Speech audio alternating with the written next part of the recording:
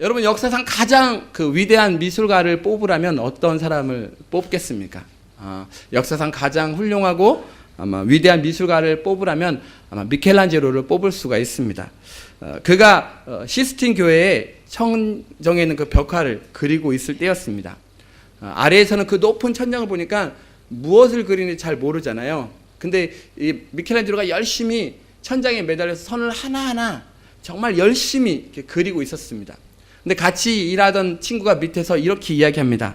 여보게, 아니 여기서는 그 위에를 아무것도 보이지 않는데 뭘 그렇게 힘써서 그리고 있나? 그냥 대충 그리고 내려오게나? 라고 이렇게 이야기를 합니다.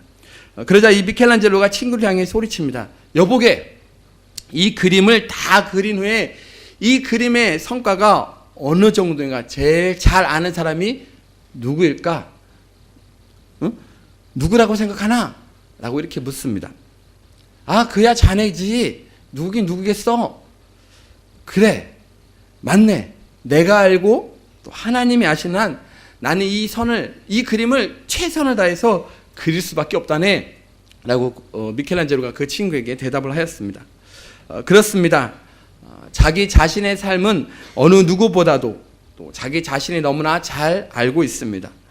뿐만 아니라 항상 진실을 보시는 우리 하나님께서도 너무나 잘 알고 계십니다. 청직이란 자신의 삶에 최선을 다하며 또 주어진 시간 속에서 열심을 최선을 다하는 그런 사람들을 의미합니다. 그러나 때때로 우리는 최선을 다하지 못하는 것에 대한 변명으로 환경과 또 재능과 또 물질과 또 시간 탓을 내세웁니다. 하지만 우리에게 주어진 시간은 그리 길지 않습니다. 선한 일에 쓸 수 있는 돈이 항상 있는 것은 아닙니다. 또한 일할 수 있는 건강 역시 항상 있는 것이 아닙니다.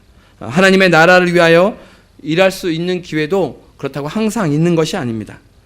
그러기에 우리 모두는 선한 청지기의 삶을 살아야 합니다.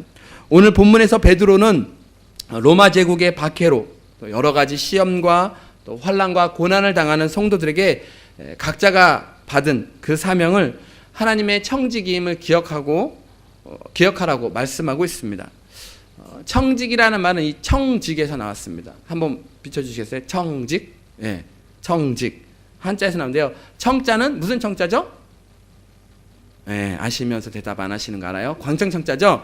보시면 관청, 대청 혹은 마루라는 뜻이고 직자는 곧을 직자죠. 곧다라는 뜻입니다. 청직인데요. 뒤에 이는 사람이라는 뜻이죠. 그래서 종합해 보면 관청에서 일을 보는 정직한 사람, 관청에서 일을 보는 정직한 사람이라는 뜻인데 요즘에는 그 말이 잘 쓰여지지 않고 있습니다. 이 말의 사전적 의미가 무엇일까 보니까요. 가옥이나 재산의 관리자, 즉 가사를 맡아보는 사람으로서 하인을 부리거나 연애 준비를 한다거나 사무상 또는 법률상의 일로서 집주인을 대리하는 사람의 직책이라고 이렇게 되어 있습니다. 그래도 잘 모르시겠죠? 네, 잘 들으시면 압니다. 청직이라는 말은 영어로 스튜어드라고 합니다. 스튜어드. 이 말 속에 네 가지 뜻이 있는데요. 첫 번째는 다른 사람의 재산을 관리해 주는 사람. 다른 사람의 재산을 관리해 주는 사람. 두 번째는 무슨 일이든지 주인을 대신해서 관리해 주는 사람. 세 번째는 다른 사람의 집안을 돌보는 사람. 이런 뜻으로 주인을 대신해서 물건을 사고 또 맛있는 음식을 만들고 또 집안의 하인들을 관리하는 사람을 의미합니다. 그리고 마지막 네 번째로는 배나 기차 또 비행기 버스에서 승객들을 편안하게 돌봐주는 이 스튜어디스가 바로 이런 스튜어드 청직이라는 이름에서 나온 것이죠. 이 네 가지 뜻 가운데 성경에서 말하는 이 스튜어드 청직이라는 말은 두 번째 주인을 대신해서 관리하는 사람을 의미합니다. 그런 의미에서 모든 그리스도인들은 하나님의 대리인입니다. 일하는 사람이라고 볼 수가 있습니다. 오늘 본문 10절에 보니까 하나님의 여러 가지 은혜를 맡은 선한 청지기 같이라고 말씀하고 있습니다. 그러기에 청지기의 개념은 내가 가지고 있는 어떤 소유나 시간이나 재능이나 어떤 인격이 내 것이 아니라는 것에서부터 시작이 됩니다. 그 모든 것이 다 내 것이 아니라는 그러한 전제에서 시작이 됩니다. 이 모든 것은 하나님이 나에게 맡겨주신 것으로 하나님의 나라를 위하여 최선을 다해 노력하고 또 희생하는 것을 의미합니다. 그럼에도 불구하고 오늘날 많은 그런 그리스도인들 가운데는 자기가 마치 하나님의 교회, 다시 말해서 이 교회의 주인인 것처럼 행세하고 또 하나님의 것을 자기 것인 양 착각하고 오만불손하게 또 직임을 이렇게 수행하는 사람이 있습니다. 여러분, 청지기에는 의로운 청지기가 있는가 하면 또 불의한 그런 청지기도 있습니다. 반면에 충성스러운 청지기도 있는가 하면 또 불성실한 청지기도 있습니다. 또 지혜로운 청지기가 있는가 하면 미련한 청지기도 있습니다. 그렇다고 또 보면 선한 청지기가 있고 또 악한 청지기가 있습니다. 우리가 깨달아야 할 것은 이왕 우리가 하나님의 여러 가지 은혜를 맡은 그런 청지기가 되었으면 선한 청지기가 되어야지 악하고 미련한 청지기가 되어서는 안 된다는 것이죠. 그렇다면 선한 청지기의 삶의 자세는 어떠해야 할까? 오늘 말씀을 통해서 3가지 살펴보도록 하겠습니다. 7절 말씀 함께 보도록 하겠습니다. 7절 한번 읽어주십시오. 시작.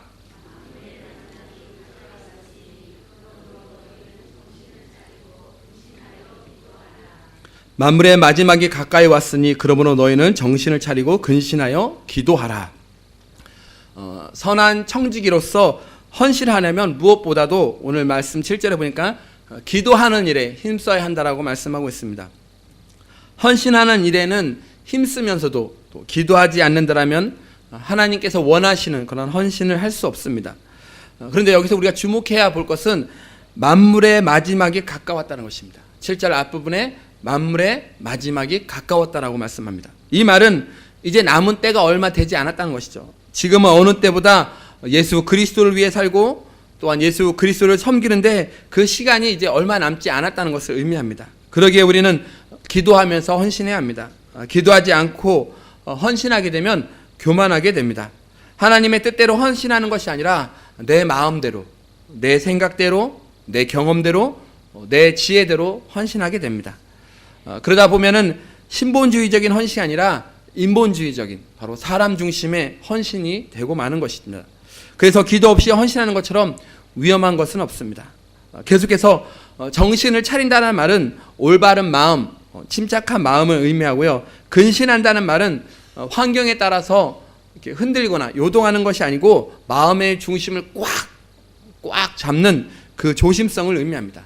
이것을 다 종합해 보면 그리스도인들은 마지막이 가까울수록 오직 예수 그리스도를 바라보고 또 흔들리지 아니하고 기도할 뿐만 아니라 무절제한 생활을 벌이고 깨어있어함을 다시 한번 말씀해 주고 있습니다.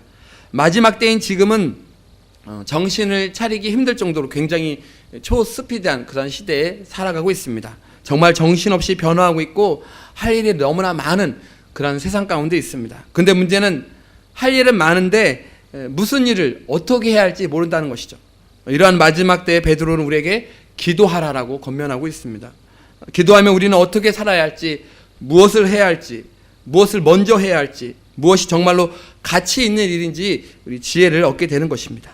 그리고 우리는 기도할 때에 이 땅에 보내주신 하나님의 온전한 뜻이 무엇인지를 우리가 구별해 알 수 있는 것입니다.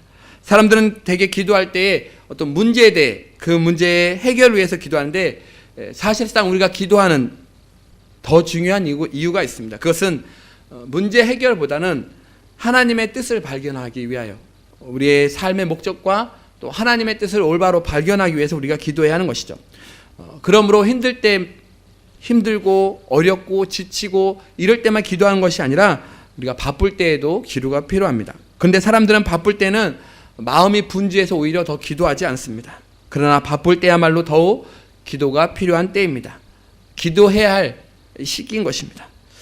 미국의 유명한 한국인 암 전문 의사인 원종수 권사님이 계셨습니다.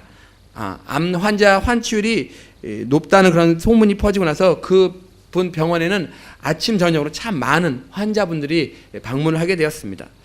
이 권사님은 환자들을 돌보느냐 일에 지쳐서 저녁에 집에 들어가면 잠자기 바빴고 또 아침에도 일찍 못 일어나서 늦잠을 자게 되었습니다. 그러다 보니 새벽 예배, 새벽 기도는 하지 못하게 되었던 것이죠. 그래서 이 권사님이 하나님께 이렇게 기도하였습니다. 하나님, 제가 도저히 새벽 예배, 새벽 기도를 하지 못하겠습니다. 너무나 많은 환자들을 돌보다 보니까 너무너무 제 몸이 피곤합니다. 병원 환자들이 많아져서 수입이 많이 늘었습니다. 하나님, 죄송하지만 새벽기도 대신에 이 드려진 수입으로 제가 성경금을 더 많이 내겠습니다. 하나님 용서해 주세요. 라고 이렇게 기도하였습니다. 그러자 하나님께서 이렇게 말씀하십니다. 나는 내가 받은 많은 헌금을 원하지 않는다. 나는 너와 교제하기를 원한다. 나는 너와 대화하고 싶다. 나는 너와 함께 얘기하면서 함께하는 그 시간이 가장 즐겁다라고 이렇게 이야기하는 것이었습니다. 이 권사님은 그 암 환자 받는 것을 줄이고 새벽 예배, 새벽 기도 시간을 내어서 하나님께 영광 돌리는 그런 된 충성된 삶과 신앙을 갖게 되었습니다. 사랑하는 여러분, 기도가 없는 신앙은 구체적이고 또 실제적인 신앙으로 보기가 어렵습니다. 그래서 어떤 목사님은 이 기도의 중요성을 이렇게 말하기도 합니다. 예수님을 믿고 교회에 다니면 여러 가지 기적을 목격하게 되지만 그 중에서 가장 놀라운 기적 중에 하나가 기도하지 아니하고 교회에 다니는 것이다. 예수님을 믿고 교회에 다니면 여러 가지 기적과 이적을 목격하게 되지만 그 중에서 가장 놀라운 기적 중에 하나는 기도하지 아니하고 교회에 다니는 것이다. 여러분, 우리가 기도하지 않으면 어떻게 하나님의 임재를 느낄 수 있겠습니까? 할 일 많은 이 세상에 어떻게 하나님의 뜻을 온전히 분별할 수 있겠습니까?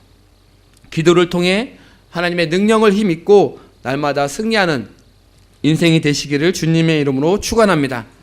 정신을 차리고 근신하여 또 기도함으로 더 귀하고 더 아름답게 쓰여가는 저와 여러분 되시길 다시 한번 주님의 이름으로 축원드립니다. 두 번째는 선한 청직의 삶은 적극적으로 사랑하는 그런 생활을 해야 합니다. 8절 말씀 함께 보도록 하겠습니다. 8절입니다. 시작. 무엇보다도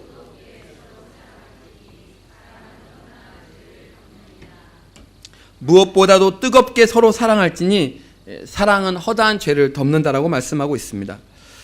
헌신하되 사랑하면서 헌신하라는 것이죠. 마지막 때가 가까우면 이 사회는 물론이요 교회도 극도의 이기심에 빠져 사랑이 식어지게 됩니다. 그래서 예수님께서는 제자들에게 이 마지막 때가 되면 불법이 성하고 많은 사람의 그 사랑이 식어져 간다라고 마태복음 24장에서 말씀하고 있습니다.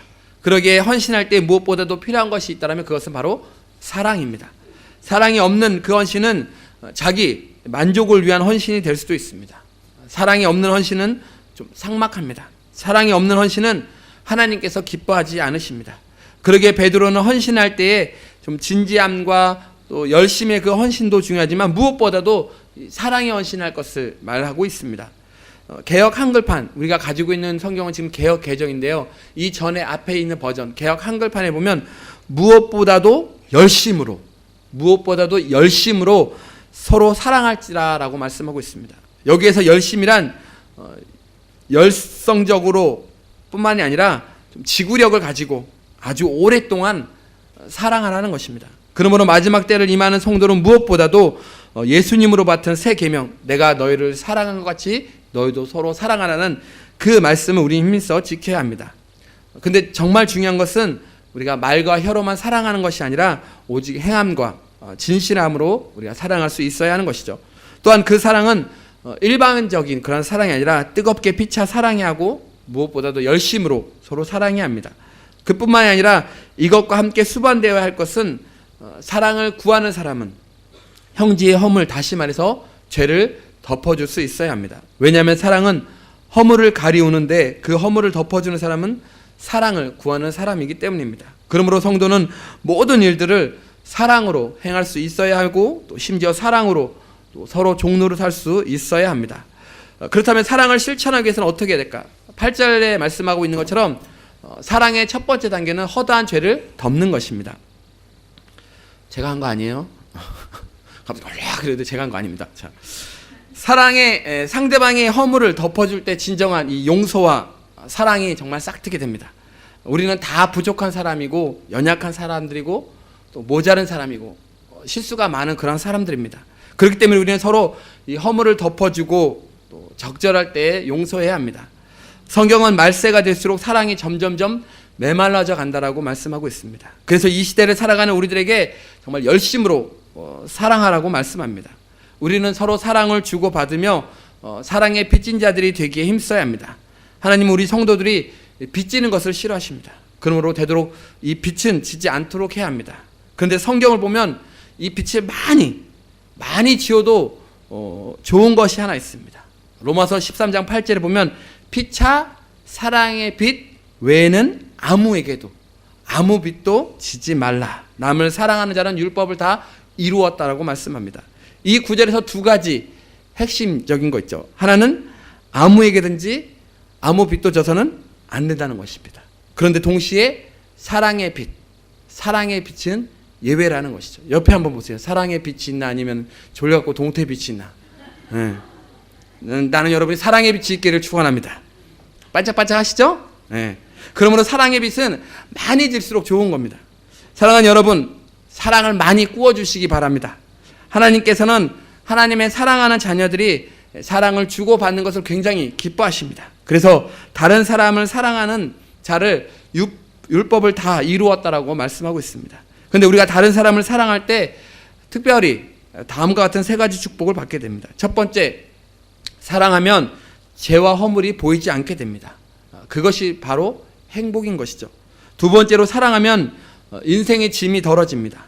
짐이 없어지진 않지만 덜어지게 됩니다. 왜냐하면 사랑하며 지는 짐은 그것이 짐이 아니고 오히려 기쁨이 되기 때문입니다. 그러므로 다른 사람에게 기대하고 짐을 지우려면 먼저 사랑받는 존재가 되어야 합니다. 사랑받는 존재가 아닌 상태에서 짐을 지우면 그것은 다른 사람이 굉장히 부담스럽게 생각합니다. 그러나 사랑받는 존재가 된 이 상태에서 짐을 지우면 그것은 기쁨이 되는 것입니다. 우리는 주의 평화와 또 기쁨과 또 즐거움을 전해주는 사람이 되어서 다른 사람들에게 부담되는 그런 존재가 아니라 다른 사람에게 항상 존귀한 사람, 사랑받는 그런 존재가 되어야 될 줄로 믿습니다. 그러면 상대방은 나의 짐을 지면서도 오히려 기뻐하며 그 짐을 질 것입니다. 우리는 다른 사람들에게 짐을 지우는 존재가 아니라 사랑받는 그런 존재가 되어야 합니다. 그러면 자연히 다른 사람의 그 기쁨으로 내 자신의 짐을 지고자 하는 그런 은혜를 입게 되는 것이죠. 마지막으로, 사랑하면 악을 기억하지 못하는 그런 축복을 받게 됩니다. 무작정 기억력이 좋은 것은 축복이 아닙니다. 선한 일, 또 감사한 일은 잘 기억하고 악한 것들은 다 기억하지 못하는 것이 바로 축복입니다. 근데 사랑을 하면 신기하게도 악한 일에 대한 이 기억력이 감퇴되고 선한 것, 좋은 것, 행복한 이런 것들이 기억력이 점점점 좋아집니다. 이러한 선한 능력, 기억력을 가질 수 있다는 것은 정말 큰 축복 중에 하나입니다. 마지막 때에 더욱 사랑이 넘치는 그런 삶을 통해서 주의 기쁨과 또 즐거움을 전하는 사랑의 청지기들이 다 되시기를 주님의 이름으로 축원드립니다. 마지막으로 10절 말씀 함께 보겠습니다. 10절입니다. 시작. 각각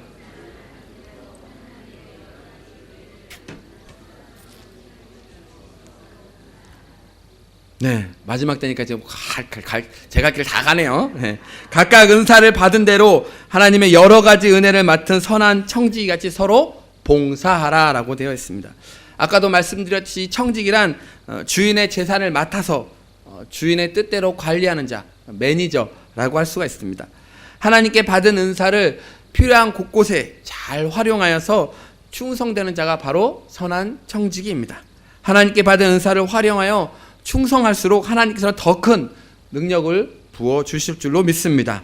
우리는 선한 청지가 되어서 각각의 받은 그 은사대로 또 시간과 재물과 또 재능과 건강을 우리 주님께 드리며 서로 섬기며 봉사해야 합니다.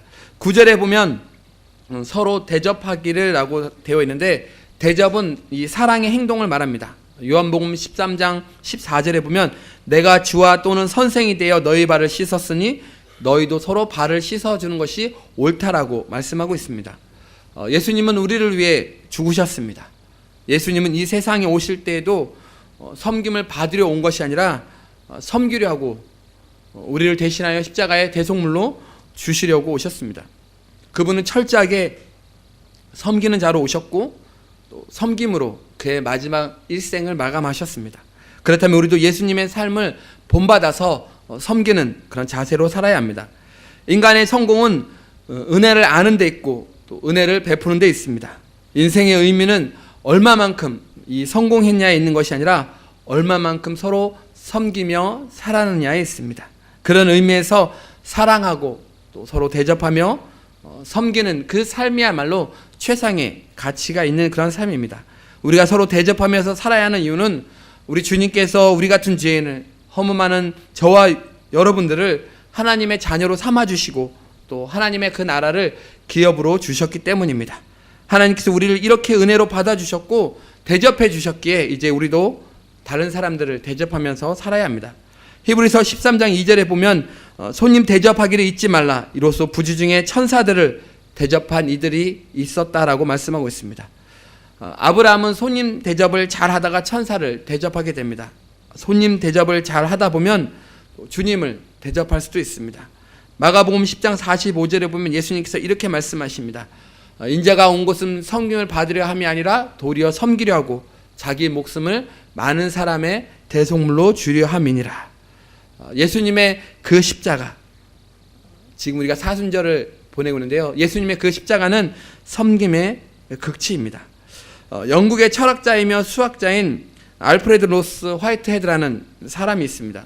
20세기를 대표하는 철학자 중에 한 사람이고 기호 논리학의 대성자 중 한 사람인데, 그가 어느 날 한 할머니와 이야기를 나누게 됩니다.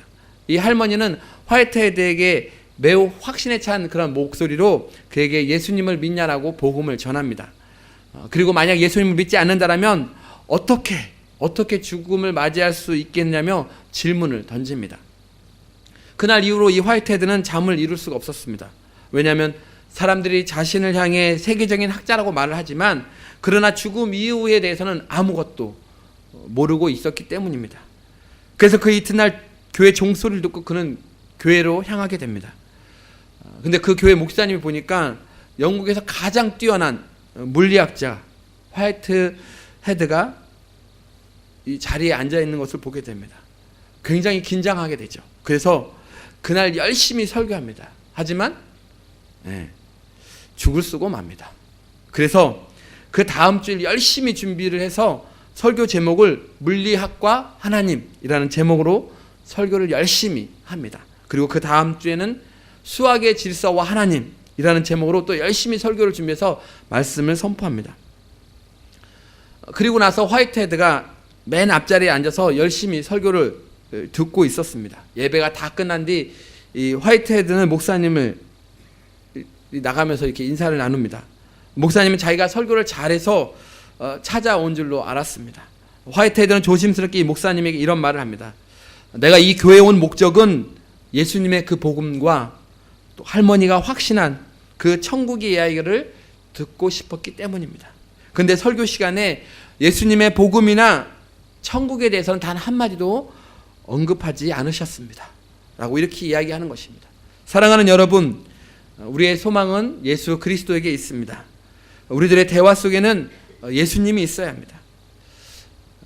우리가 모이는 그 사랑방 안에서도 세상적인 것보다 예수님이 계셔야 합니다. 은혜의 말씀이 있어야 하는 것입니다. 우리가 올 한 해 표가 뭐죠? 은혜 가운데서 여기 위에 있잖아요. 여기 위에 있잖아요. 은혜 가운데서 맨날 하잖아요. 은혜 가운데서 강하고, 은혜 가운데서, 뒤에는 안 했어요. 은혜 가운데서 강하고, 은혜 가운데서 강하려면 우리가 모이는 곳곳마다 예수 그리스도가 있어야 돼요. 은혜가 있어야 돼요. 나는 여러분이 그 모이는 곳곳마다 예수님이 있기를 축원합니다. 세상적인 것 하지 마시고 은혜로운 것, 내가 한 주간 은혜 받았던 것, 주일 말씀 묵상하고 수요예배, 수요예배, 주일 오후 예배, 금요일에 아무 때나 좋습니다. 내가 말씀 들었던 그 말씀을 사랑방 식구들과 나누세요. 그래서 정말 우리가 올 한 해 그 표처럼 은혜 가운데서 강하고 충성되어 그리스도 예수의 멋진 선한 청지가 다 되시기를 주님의 이름으로 축복합니다. 우리들이 만나는 사람들에게 예수님의 복음과 예수님의 그 아름다움을 전해야 합니다. 교회의 모든 사역 가운데 예수님의 이름이 드러나야 합니다. 주님의 이름만이 영광을 받고 주님의 이름이 온 땅 가운데 전해져야 합니다. 사랑하는 여러분, 우리의 인생에는 모두가 다 마지막이 있습니다. 삶의 끝에는 주님과의 그 만남이 있습니다. 여러분 어떤 모습으로 우리 주님을 만나기를 소망하십니까? 기쁨과 감격스러운 그런 만남이 되기 위해서는 늘 기도하는 청지기, 또 주님의 사랑을 몸소 실천하는 그런 청지기, 서로 돕고 섬기고 봉사하는 그런 청지기로 살아야 될 줄로 믿습니다. 기도하겠습니다. 하나님 아버지, 우리 모두는 하나님께로부터 부름받은 선한 청지기들입니다. 우리의 생명과 또 시간과 재능과 능력과 재산, 이 모든 것들을 하나님께서 우리에게 맡겨주셨습니다. 또 교회에서는 각자에게 믿음의 분량대로 귀한 직분을 허락하여 주셨습니다. 그 일이 무엇이든지, 그 일이 어떠하든지 간에 하나님께서 맡겨주신 그 일과 직분에 충성하는 선한 청지기들이 다 되게 하여 주시옵소서. 또한 우리 모두의 삶이 늘 기도하며 주의 크신 사랑을 나누며 실천하고 봉사하는 그런 선한 청지기의 삶이 되게 하여 주시옵소서. 올 한 해 우리 표호처럼 은혜 가운데서 강하고 충성되어 늘 모일 때마다 주 예수의 이름을 높이며 주님만을 찾는 그런 은혜 가운데에서 강한 사람들이 되어서 그리스도 예수의 좋고 멋진 그런 선한 청지기들이 다 되게 하여 주시옵소서. 예수님의 이름으로 기도합니다. 아멘.